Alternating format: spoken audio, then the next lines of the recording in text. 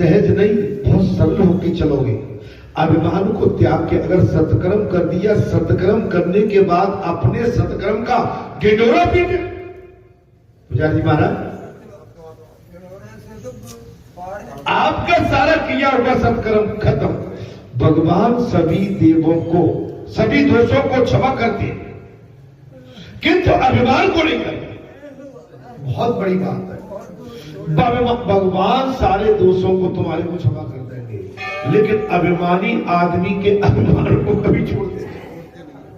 जी आप सब इस पर समझिए, हम आपके साथ रहते हैं और देख रहे हैं और देखते रहते हैं।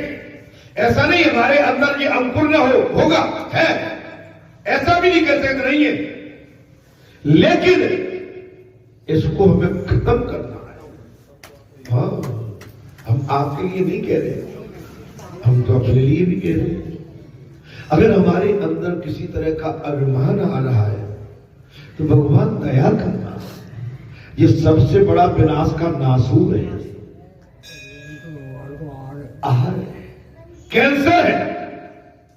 कभी किसी, अच्छा एक बात है, शक के दायरे में मत जिया करो। एक और मैं बात बता हूं, वो इसलिए ऐसा हो गया होगा, नहीं नहीं नहीं, काले कर्म भाग्य मिथ्या दोस्तों। आप हम पहले अपने आप में टटोले माने, हम कहां तक सही है। हो सकता है हम ही कुछ गलती करके बैठ गए हो महाराज, और गलती तो मानव से होती है भाई। अपनी गलती करके सावधान सचेत नहीं हुए और अपने आप को हमने ही नहीं संभाला तो सामने वाला संभालेगा नहीं। सामने वाला तो चाहता कि गिर जाए, सामने वाला तो मौका ढूंढ रहा है कि जब कब गिरे। पुजारी जी, मौके महापुरुष को चाहिए कि हमेशा सावधान, सतर्क, और वो अपने आप को कभी परिपूर्ण न माने कि मैं पूर्ण। अपनी कमी खोजे, वो अपने अंदर कमी खोजता रहे कि मेरी कमी कहां चल रही है। मेरी बात को पुजारी में बहुत गहरी बात कह रहा हूं। अपनी कमी पर देखिए कि हमारे अंदर कहां कमी है और किस कमी के कारण हम परेशान रहते हैं। हम परेशान क्यों हो जाते हैं?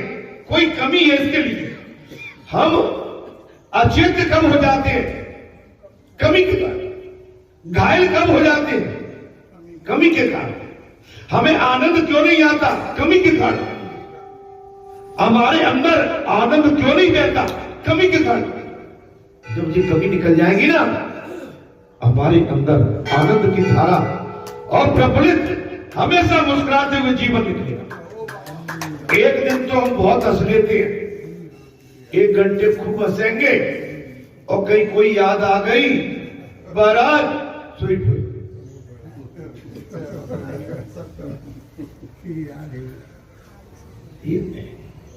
कोई तो कमी है। अच्छा बोली बोल रहा है ना, हम बोले जाते हो पता क्या भाई, अपना क्या बिगड़ता? कभी ये नहीं कहो कि आज फंसो दाव में, आज अटके हुए दाव और बाकी काट के। अरे भैया तुम्हें क्या आनंद मिल गया उसको? अगर कोई दाव में फंस भी गया किसी गेम में, भले तुम्हारा घोर दुश्मन है, लेकिन तो उस पर डाल गया। वो मानवता नहीं है, मानवता नहीं, ये मानवहीनता है। क्या है महाराज? मानवता नहीं। दुख सुख अच्छा बुरा सबके साथ होता है, इससे कोई बचा नहीं है। पुजारी जी बचा है। भगवान सभी दोषों को क्षमा करते हैं किंतु अभिमान को नहीं। अभिमान होने से भगवान की अपेक्षा होती है। भगवान अभिमान न कुछ कर देंगे, एक चवन्नी भर का कोई काम कर दिया, अरे भाई मौका मिला है। अगर ये राम कथा कहने का मौका मिला है, हमारी औकात नहीं थी, भगवान ने हमें मौका दे दिया। आपको सुनने के लिए भगवान ने अपने चरणों में बिठा दिया, बालाजी सरकार ने अपने प्रांगण में। आपका भाग्य था।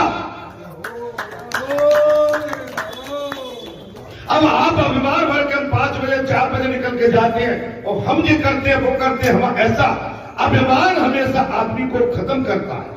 अभिमान की वही चाल है जैसे कि ठोस गेहूं को या ठोस लकड़ी को जिस तरह से गुण खाता है, कीड़ा चुनता है, ऐसे अभिमान हमारे शरीर को भीतर भीतर खाता है। महाराज, अभिमान करने जैसा अब जब कुछ है ही नहीं तो फिर अभिमान कैसा? अब तो बात वही आ गई जो हमने कह दी, तुम्हारे हमारे पास ऐसा क्या है जिसका अभिमान करती है?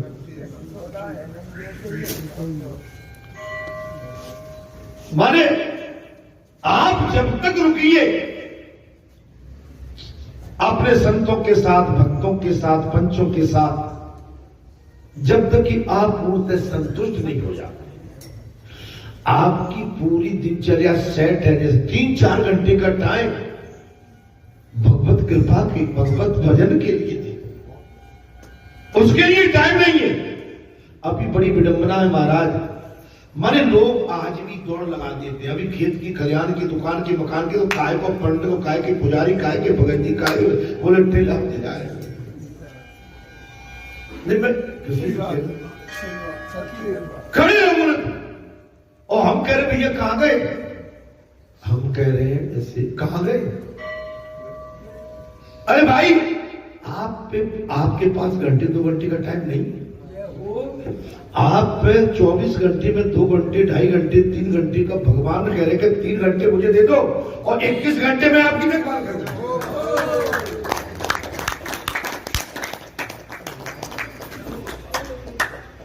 और उस 3 घंटे में भी महाराज फोन रखा है बीच में, महाराज वो परेशान करता है। तो पहले तो वो फोन को बंद करके रख, न तो हम ऑफिस वाले हैं, न राजनेता है, न कोई बड़े कद पे न पद पे। भाई किसी को जरूरत होगी या तो हमारे पास आ जाएगा, नहीं संध्या तक समाचार मिल ही जाएगा।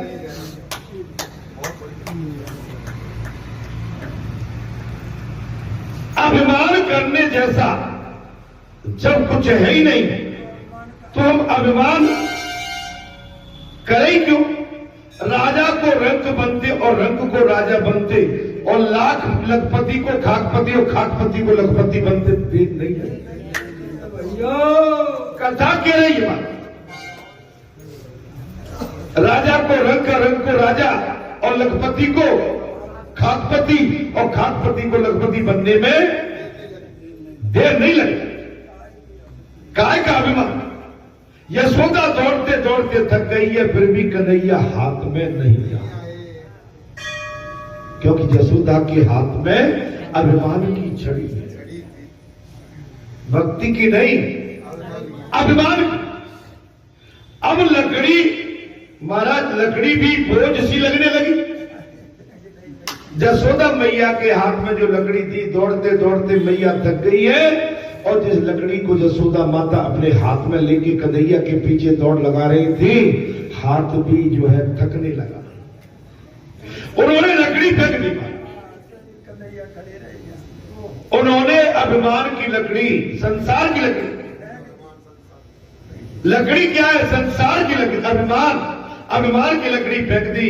कन्हैया भी तो वही चाहता था कि माता लकड़ी अभिमान का, माता अभिमान पूर्ण लकड़ी को छोड़ दे। आप समझे? आप किसी को धमका के, चमका के और नीचा दिखा के, छोटा करके आप बड़े कभी नहीं बन सकते। अच्छा, फिर बाबा के 25 साल में 25 साल से कथा और 25 साल से कई चमत्कार प्रत्यक्ष, इतनी बड़ी लीलाएं, इतना बड़ा श्री विष्णु भगवान महायज्ञ 11 दिन का, अचूक महाराज असंभव चीज संभव कर दिया। और अभी आपके सामने फिर कुछ करके दिखा। तो हमें जी बताओ आकर को हम और चाहते क्या? अभी भी तेरे मेरे के चक्कर में पड़े हुए।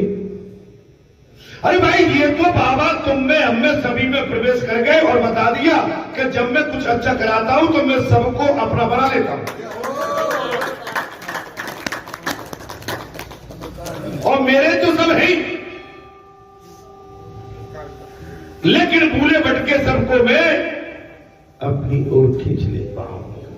महाराज, माता ने लकड़ी फेंक दी तो कन्हैया न केवल रुक गया, अब तू वापस आने लगा। अभिमान पूर्ण लकड़ी भाव दृष्टि जी हमें दुनिया से दूर करती है। क्या दूर करती है? और जब आप हाथ जोड़ के खड़े हो जाओगे, देखिए ये हाथ खोलिए, इनकी ताकत नहीं है, और जब ये हाथ मिल जाते तो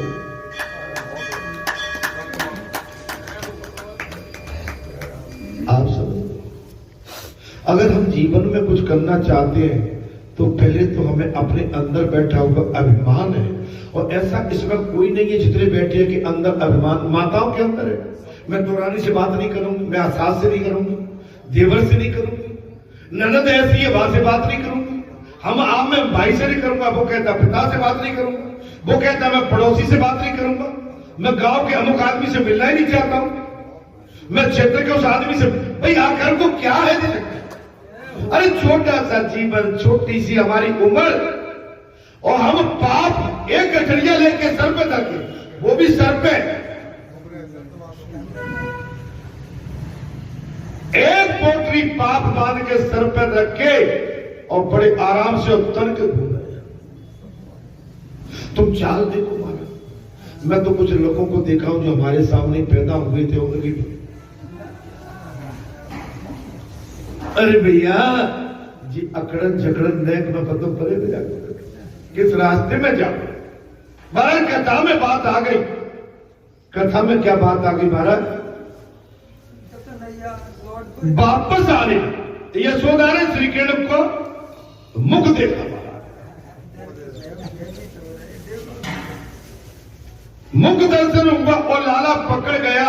लाला के मुख में धर्म निहित है। लाला के मुख में क्या है? धर्म निहित। माता यशोदा ने लकड़ी अभिमान का त्याग किया। जब तक आप अधर्म की लकड़ी, अधर्म को और अभिमान को नहीं छोड़ेंगे, जब तक भगवान आपके पास साधना रहित हुई तो कन्हैया पकड़ में आ गए।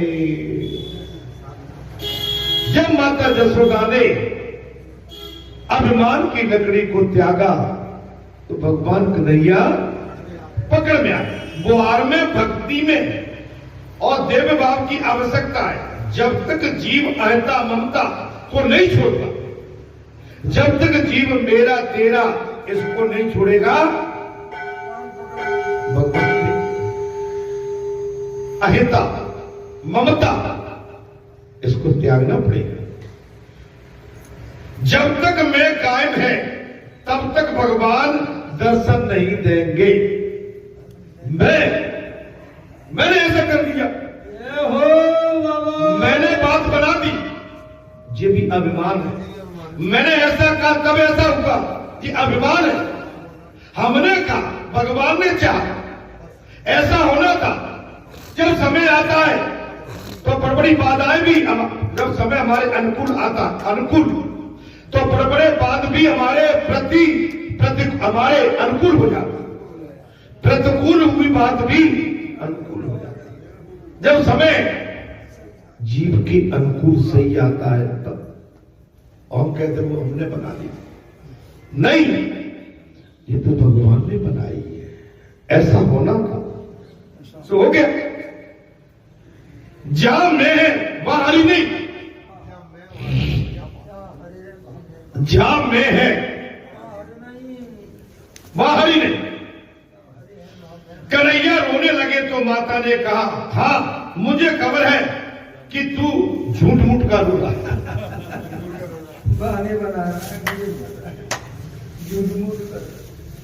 महाराज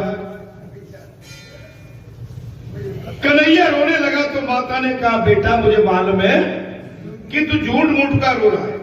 बाल मंडली को दुख हुआ कि उसका अध्यक्ष पकड़ा गया।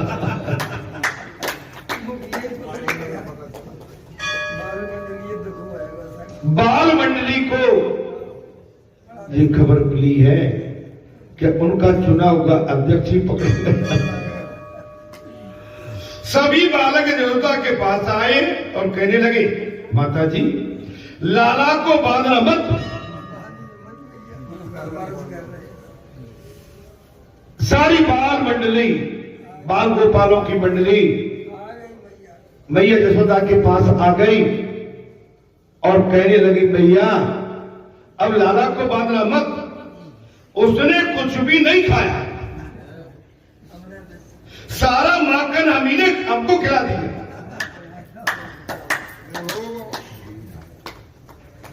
सारा माखन हमने खाया, लाला ने नहीं खाया। उसका दिल तो बड़ा कोमल है। सारी बाल मंडली कह रही है, मैया लाला का हृदय बहुत कोमल है, हमने कुछ भी नहीं खाया। नहीं, उसने नहीं खाया, हमने खाया। महाराज उसका हृदय तो बड़ा कोमल है। जसोदा ने सोचा सभी के चैते कन्हैया को बांधना ठीक नहीं है। माता जसोदा ने उस समय सोचा कि सभी के चैते हुए कन्हैया को बांधना इस समय ठीक नहीं है, फिर भी मैं क्या करूं और क्या न करूं। लेकिन इसके बाद मैं क्या करूं और क्या न करूं। लाला की चोरी की आदत छुड़ानी है, मुझे कन्हैया की चोरी की आदत छुड़ानी है। महाराज कुछ समय उसे बांधकर रखूं फिर छोड़ दूंगी। यशोदा ने सभी बालकों को भी डांटा। यशोदा ने सभी बालकों को डांटा और बालकों ने सोचा कि यशोदा लाला को पीटेगी।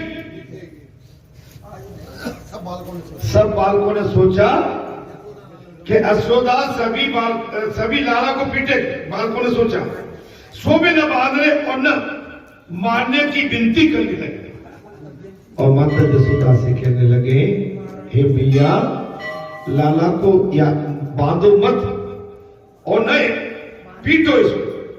महाराज यशोदा कन्हैया को मूसल के साथ बांधने लगी। क्या करने लगी यशोदा? कथा में कुछ आनंद आ रहा है। यशोदा माता को कन्हैया को मूसल से बांधने लगे। उधर सभी बालक दौड़ते हुए अपने अपने घर पहुंचे, अपनी अपनी माता से कहने लगे, मां यशोदा कन्हैया को बांधकर मारने जा रही है। माता यशोदा ने कन्हैया को मूसल से बांध दिया है और सारे बालकों ने सोचा कि अब माता कन्हैया को पीटेगी और सारे बालक दौड़ के अपने अपने घर पहुंचे हैं और सबने अपने अपने घर जाके अपनी माताओं से कहा, भैया अब यशोदा मैया ने कान्हा को बांध लिया है और वो बांधकर उसे पीटेगी, मारे। सभी गोपियां दौड़ती हुई यशोदा के पास आ गई। ब्रज की सारी गोपियां दौड़ के जब सूचना मिली कि माता यशोदा ने अपने लाला को उखल से बांध दिया है और मारेगी पीटेगी, सारी गोपियां दौड़ती हुई माता यशोदा के घर आई और कहने लगी, माता जी जब तुम्हारा पुत्र नहीं था तब पुत्र के लिए तरसती थी और आज उसे बांधकर मारने के लिए दौड़ी।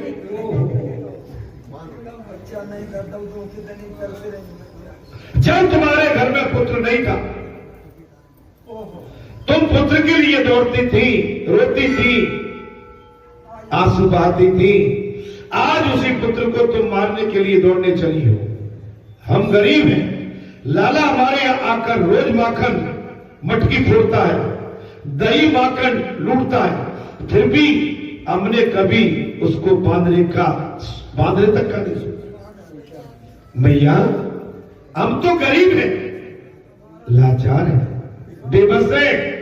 तुम्हारा लाला हमारे घर में आके डेली माखन की मटकी तोड़ता है, खाता है, फोड़ता है, लेकिन आज तक हमने ऐसी बात कभी नहीं सोची, बांधने की बात नहीं सोची, हमने कभी नहीं सोची। हम तुम्हें 5 मटकी महाराज भर के देंगे।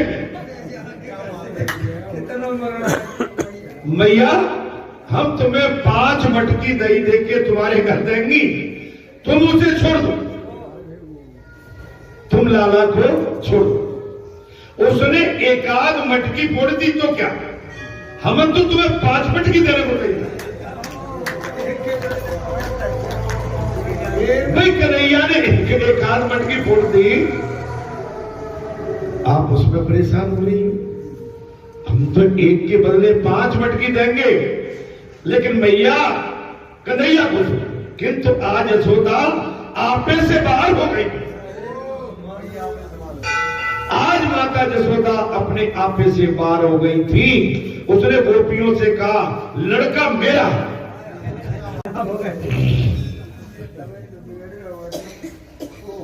गोपियों लड़का मेरा, मैं चाहे सो कर। तुम कौन होती हो बीच में बोलने वाली?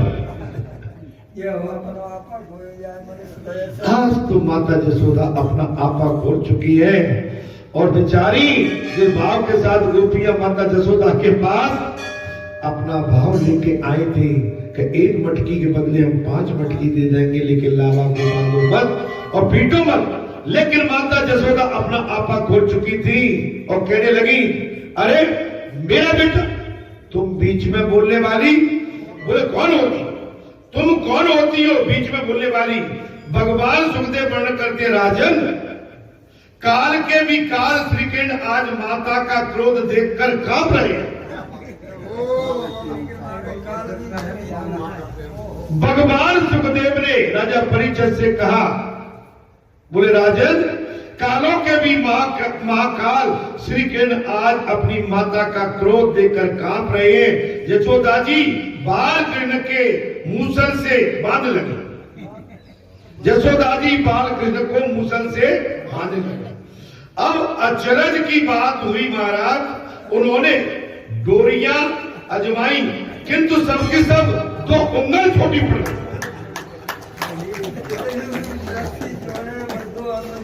अब तो बात आ गई 2 उंगल की, काक कुसुंड और भगवान के बीच में और मानव और ईश्वर के बीच में मात्र 2 अंगुल का फासला, 2 अंगुल। आज तो बहुत ही एक आश्चर्यचकित बात होने लगी महाराज। उन्होंने डोरियां बहुत मंगाई, किंतु सब की सब 2 उंगलियां अगर छोटी निकलती थी, एक दूसरे से जोड़ती गई तो भी 2 उंगलियां 2 अंगुल छोटी। भगवान ने अपनी लीला का विस्तार कर दिया। एक के साथ दूसरी, दूसरे के साथ तीसरी, इस प्रकार बहुत सी डोरियां जोड़ी, किंतु 2 अंगुल भर छोटी नहीं।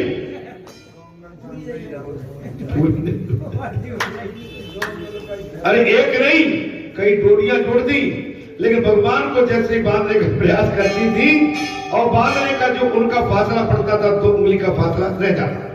श्री कृष्ण के स्पर्श होने के कारण मानो डोरी का स्वभाव भी बदल गया।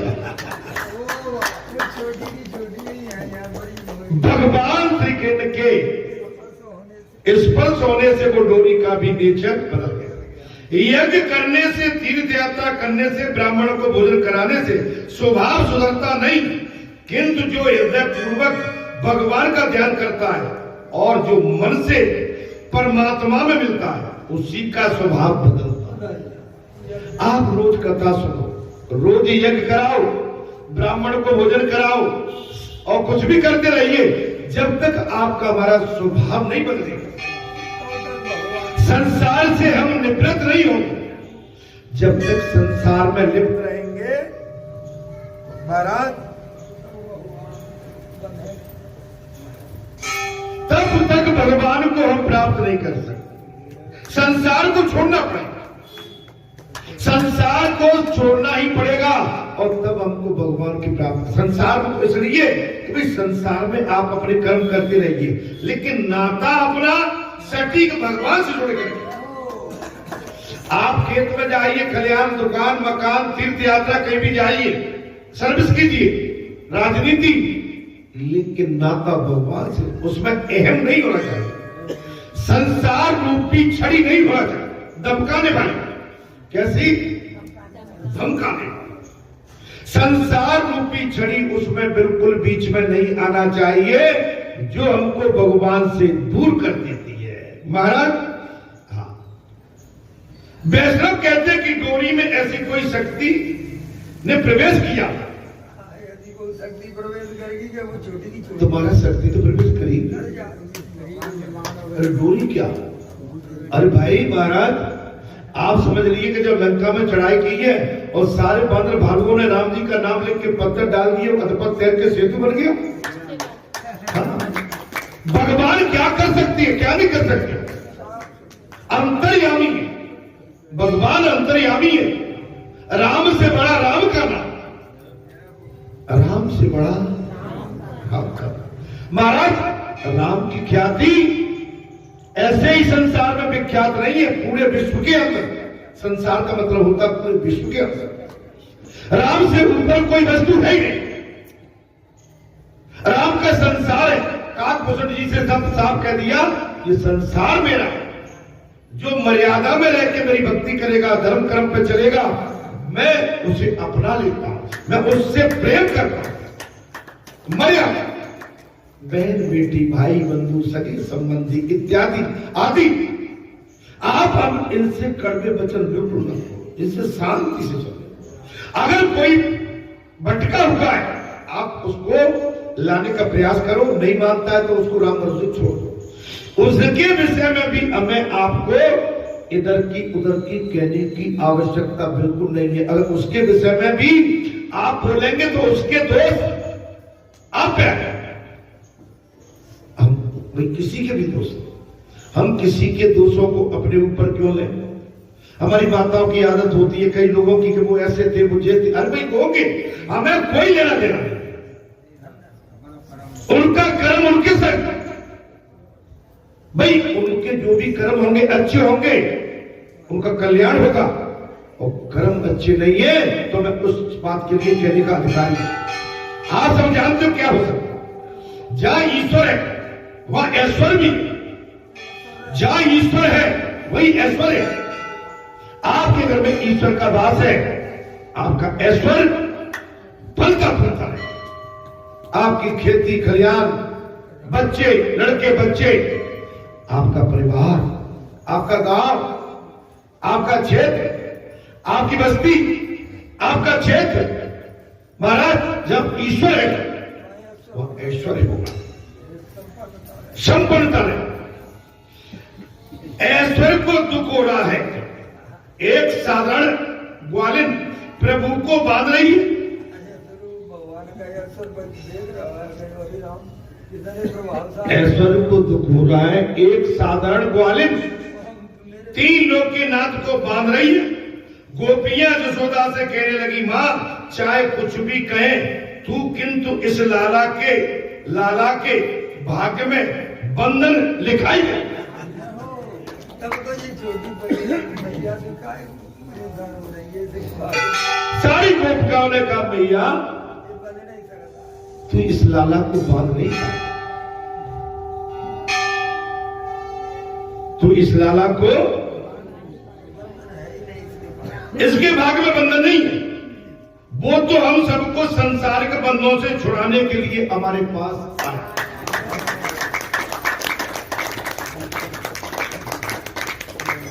ये जो कन्हैया है, ये इसको तुम नहीं बांध पाओगे। ये तो सांसारिक बंधनों से हमको छुड़ाने के लिए हमारे आंगन में आए, हमारे घर में आए, सांसारिक बंधनों से छुटकारा दिलाना। आप समझ सकते हो, आपके घर में कोई महापुरुष, सत्पुरुष, बहन बेटी, नाती पोता, कोई भी गांव में, बस्ती में, क्षेत्र में, nगर में, मैं कह रहा हूं पूरे देश में, अगर कोई महापुरुष आ जाए तो पूरे राष्ट्र का कल्याण कर देगा। जैसे मोदी आ गए, तुम्हारे बाबा योगी आ गए। आज दुनिया की नजर, आप हम जैसे भारतीयों की नजर उनकी तरफ दौड़ के लगी हुई है कि नहीं, ये कुछ करके दिखाए। सच्चे और दिखा दिया। भारत की ख्याति विख्याति को पूरे संसार में प्रसिद्ध कर दिया। पूरे संसार में आज भारत जैसे विशाल देश की गाथा गाई जा रही है, लेकिन इसको चलाने वाला और आगे ले जाने वाला कोई ना कोई करता चाहिए। कौन चाहिए महाराज? करता चाहिए। करता यदि आपके अनुकूल मिल जाए महाराज, भैया पूरे देश को सहज में निकाल के और बिल्कुल सही ठिकाने पे ले जाके उसको पार करा दे। वो तो हम सबको संसार बंधनों से छुड़ाने के लिए आए हैं। अब बालाजी सरकार की आपके क्षेत्र में कितनी महिमा बढ़ी है। जिस दिन से बालाजी सरकार आपके क्षेत्र में आए हैं, आपके क्षेत्र की कीमत, आपके क्षेत्र का ऐश्वर्य, आपके क्षेत्र का जो इस समय जग उजियाला है, माने कोई ऐसा आंगन में आपके तपस्वी संत नहीं संता बैठ गए। बालाजी सरकार जिनके प्रकाश से आज आपका क्षेत्र महाराज चारों तरफ प्रकाशवान हो गया। आपके हमारे पास क्या था उस समय? आप 30-35 साल पुरानी बात में जाइए, सब कुछ था, लेकिन होते हुए भी वो दिखाई नहीं पड़ता। लेकिन आज वो सबको दिख रहा है, समझ आ गई, सदमार्ग पकड़ लिया, धर्म का मार्ग पकड़ लिया, और धर्म और सदमार्ग से हमारा कल्याण हो रहा है। जहां डेली प्रातः 5 बजे 4 बजे घंटे बज जाते हैं, 5 बजे शंख बज जाता है, आरती प्रारंभ हो जाती है, कीर्तन सकीर्तन ध्वनि, संतों का आगमन, भक्तों का आगमन, आपके नगर में, आपकी चौखट में, आपके गलियारे में जय जयकार गुजरे।